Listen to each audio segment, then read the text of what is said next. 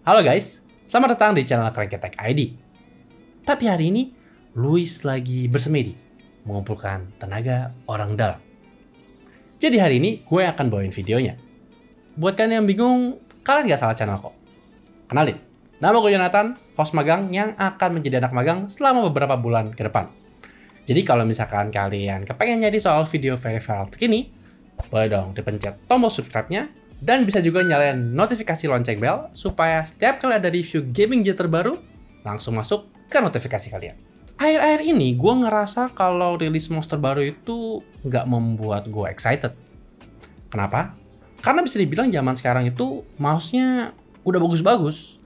Macam dari spesifikasi, mouse fit, atau bahkan aspek macam seperti RGB. Nah menurut gue, shape dan feel rasa di tangan itu yang menjadi faktor lebih penting apakah mouse tersebut bisa menjadi dari driver untuk gua pakai sehari-hari. Dan bisa dibilang zaman sekarang ini mouse-mouse yang baru itu belum menemukan shape yang menurut gua menarik atau mungkin cocok untuk gua pakai di tangan gua. Gua makanya kaget ketika Fantech memutuskan untuk merilis sebuah mouse baru. Karena ketika produk yang satu ini datang ke studio kami, gua tuh langsung kepincut. Shape itu menurut gua sangat menggoda banget untuk dipakai. Dan sampai sekarang, gue cuman makin ketagihan untuk pakai mouse yang satu ini. Jadi, buat kalian lagi mengincar mouse ergonomis, ingat, keywordnya ergonomis, mungkin kalian harus perhatiin baik-baik produk yang satu ini. Atau mungkin bisa jadi dari driver kalian.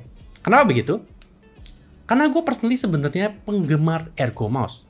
Salah satu alasan kenapa gue masih menggunakan Daxa Pro Wireless generasi pertama adalah karena shape-nya yang sangat mirip dengan Zowie EC2, namun sudah wireless. Dan produk yang satu ini dari Fantech, Helios Go, memiliki shape ergo yang jauh lebih berbeda, dan juga berat yang tentu saja jauh lebih ringan. Nah, karena jam terbang gue masih cukup kurang bisa dibilang tentang mouse, gue akan serahkan pembahasan soal shape Helios yang satu ini sama Luis. Dia akan sebutin semuanya dari sejarah sampai inspirasi bentuk dari Helios. Dan nanti di tengah-tengah akan gue selipkan juga menurut Luis pengalaman ketika menggunakan mouse yang satu ini. Silakan Luis. Halo semuanya, gue Luis. Di sini gue akan membantu John Max sedikit ngebahas soal shape dari Fantech Helios Go XD5 ini. Nah di sini dari sisi shape mereka mengambil shape ergonomik. Cuman di sini ergonomic shape-nya bisa dibilang bukan shape ergonomik biasa. Karena di sini si Fantech sepertinya terinspirasi dari sebuah mouse legendaris yang mungkin menginspirasi banyak mouse gaming dengan ergonomic shape pada zaman sekarang ini. Dan di sini mungkin mereka terinspirasi dari Microsoft IntelliMouse. Dan berhubung Microsoft IntelliMouse itu versinya cukup banyak, nah di sini spesifiknya mungkin mereka terinspirasi dari Microsoft IntelliMouse Explorer 3.0 yang dimana itu kalau nggak salah rilisnya di tahun 2006, jadi udah cukup lama. Dan shape dari IntelliMouse Explorer ini itu masih dipakai sampai sekarang, setidaknya sampai yang versi terakhir yaitu IntelliMouse Pro yang bisa dibilang adalah mouse gaming dari si Microsoft. Cuman yang jadi problem itu adalah dimensi dari IntelliMouse Pro ataupun IntelliMouse Explorer 3.0 itu adalah dimensinya yang cukup besar. Jadi untuk tangan orang Asia dan spesifiknya orang Indonesia mungkin bakalan kurang cocok sama IntelliMouse yang itu. Gitu. Jadi di sini mungkin Fantech mencoba untuk nge-provide shape dari IntelliMouse yang lalu itu dengan versi yang lebih mini supaya orang Asia atau orang Indonesia itu bisa pakai mouse ini. Dan sisi baiknya ya mouse ini lahir dengan harga yang cukup terjangkau dan dia juga wireless gitu. Oke, lanjut untuk ke shape-nya. Tadi gue udah bilang kalau misalkan dia ini mengambil shape ergonomik dan ciri khas dari IntelliMouse itu adalah dia itu punya ham yang cukup tinggi dan curve-nya itu lumayan agresif. Dan di bagian bawahnya bahkan kalian bisa lihat bahwa bentuknya itu kayak nggak biasa, tapi bentuk ini tujuannya supaya bisa menyesuaikan sama lekukan atau grip dari tangan kita gitu. Jadi makanya mouse ini tuh sebenarnya lebih ditargetkan untuk pengguna palm grip. Dan untuk kalian yang mungkin pengen rekomendasi hand size, untuk hand size yang di bawah 18 cm kayak 15, 16 dan 17 cm itu bisa di palm grip. Lalu untuk yang 18 cm itu dia bisa juga di palm grip, dan untuk yang di atas 18 cm kayak 19, 20 dan juga 21 cm itu mungkin bakalan kurang cocok sama mouse ini karena mouse ini mungkin bakalan kerasa kurang panjang gitu. Dan untuk pengguna claw dan juga fingertip grip mungkin gue bakalan kurang saranin mouse ini karena mouse ini sebenarnya lebih ditargetkan untuk palm grip. Cuman kalau misalnya kalian bisa pakai mouse ini di claw maupun fingertip grip ya nggak ada masalah, cuman mungkin gue agak kurang saranin aja. So, Kalau kalian sudah tergiur sama shape legendaris yang satu ini, gue akan jelaskan apa aja yang kalian dapatkan dalam paket pembelian kalau kalian memutuskan untuk membeli Helios Go yang satu ini. Dalam kotaknya, tentu saja kalian akan menemukan mouse-nya sendiri. Dongle mouse-nya bisa kalian akses dengan membuka cangkang bodi di belakang mouse. Dan kalian juga mendapatkan kabel USB-C detachable yang bisa digunakan untuk charging mouse-nya. Selain itu, kalian juga mendapatkan buku-buku dan juga beberapa extra spare part. Kalian akan mendapatkan grip tape untuk bisa ditempel di sebelah klik kiri dan kanan. Dan juga untuk sisi samping bodinya kan juga dapat untuk sisi kiri dan sisi kanan kalau misalkan terasa permukaan mouse-nya kurang ketat. Kalian juga mendapatkan extra mouse fit kalau misalkan kalian perlu memberikan nyawa kedua kalau mouse fit yang didapatkan dari Helios Go yang satu ini sudah haus. Nice one, Fantek. Mari kita turun sedikit soal tombol fisik pada Helios yang satu ini. Pada atas permukaan mouse, tentu saja kalian bisa menemukan klik kiri dan klik kanan yang bentuknya tidak simetris karena shape ergonya. Terdapat juga tombol scroll wheel dan juga tombol DPI yang menurut gue agak sedikit kecil. Nah, ketika kalian pencet tombol DPI yang satu ini, kalian bisa menemukan lampu LED yang menyala dan menandakan step up DPI-nya. Step up ini bisa kalian atur kalau misalkan kalian mau DPI yang berbeda dengan pengaturan software, beserta juga dengan lampu LED-nya sendiri. Scroll wheel-nya sendiri, kalau menurut gua cukup enteng dan mudah untuk didorong. Tapi step up-nya itu nggak terlalu berasa kalau kalian peduli banget soal keketatan scroll wheel ini. Terdapat dua side button yang bisa kalian gunakan pada sisi samping mouse untuk navigasi browsing, atau mungkin tombol ekstra ketika lagi gaming. Pada moncong mouse, kalian bisa menemukan port USB-C yang bisa digunakan untuk charging mouse-nya. Sayangnya, lubangnya bisa dibilang cukup dalam dan cukup sempit, sehingga tidak bisa kompatibel jika kalian mau menggunakan kabel USB-C lainnya. Pada sisi bawah mouse, kalian bisa menemukan 4 mouse fit yang diberikan pada Fantek Helios, tombol untuk menyalakan mouse, dan juga tombol LED untuk mengganti animasi RGB pada Underglow Helios yang satu ini.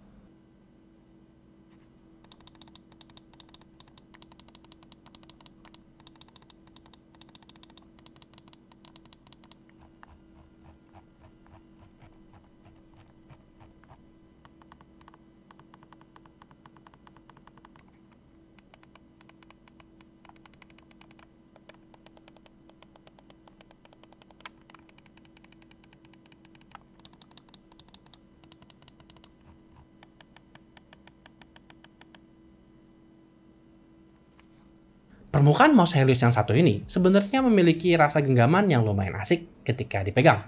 Soalnya permukaan dari mouse-nya itu sudah di-coated dan memiliki feel tekstur yang bisa dibilang agak sedikit kasar. Nyaman sih untuk digenggam, tapi ketika tangan gue sudah mulai basah, grip itu semuanya langsung licin. Jadi buat kalian yang gampang banget tangannya basah, mungkin bisa memanfaatkan extra grip tape ini yang diberikan untuk Fantek untuk extra grip kalau kalian lagi sesi gaming yang cukup panjang. Fantek selalu memberikan mouse fit yang menurut gue siap gesit. Dan gak ketinggalan, Helios Go yang satu ini juga sudah dilengkapi dengan PTFE mouse fit yang cukup tebal. Sehingga glidingnya itu ketika digunakan bisa dibilang cukup lincah. Belum lagi dikombinasikan dengan berat mouse-nya yang hanya sekitar 72 gram saja. Walaupun belum menyentuh 70 gram, menurut gue kombinasi antara mouse fit yang licin dan juga berat mouse membuat mouse ergo yang satu ini memiliki pengalaman yang cukup lincah ketika digunakan waktu sesi gaming.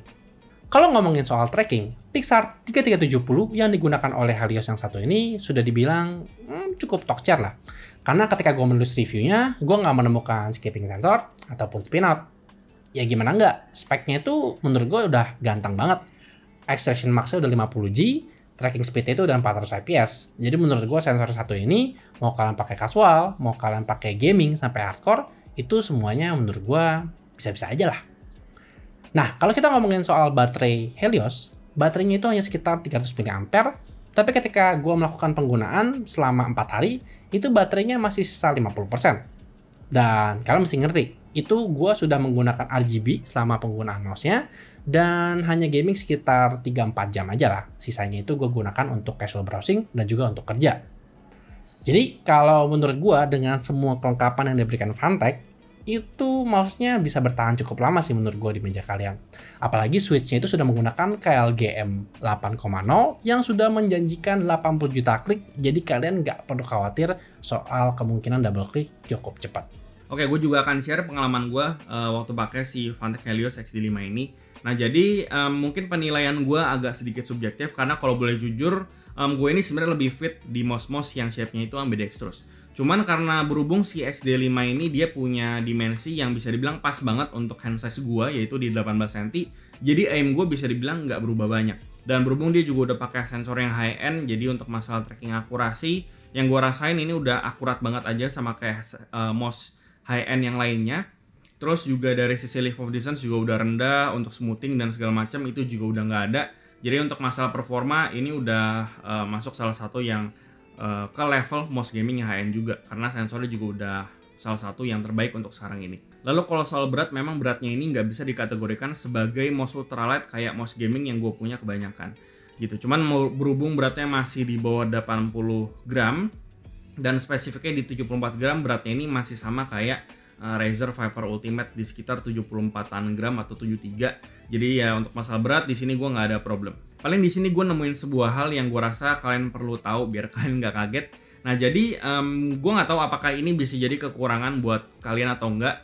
Nah jadi di mouse ini tuh ada suara kayak coil whine yang munculnya itu di sensornya gitu. Dan suara coil whine ini suaranya tuh kayak ngik gitu. Dan suara biasanya itu suara coil whine terjadinya di hardware PC kayak power supply ataupun VGA card. Dan sebenarnya untuk di mouse sendiri itu pernah kejadian. Itu kalau nggak salah di Zowie EC2B. Dan itu kalau nggak salah munculnya di batch-batch awal. Nah jujur gue pribadi masih nggak yakin ini problemnya ada di mana dan efek jangka panjangnya itu bakalan seperti apa.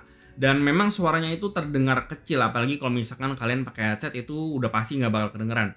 Cuman kalau misalkan kalian punya telinga yang sensitif, ini mungkin bisa ngeganggu kalian gitu. Dan memang si suara coil whine ini terdengarnya di frekuensi tertentu doang, di frekuensi yang tinggi. Dan gue yakin nggak semua orang bisa denger juga gitu ya. Cuman ya baik lagi, ini hal yang gue rasa kalian perlu tahu. Dan so far untuk pengalaman gue dengan si Fantech Helios Go XD5 ini nggak ada masalah, performanya oke, shape-nya juga oke, beratnya juga komposisinya pas.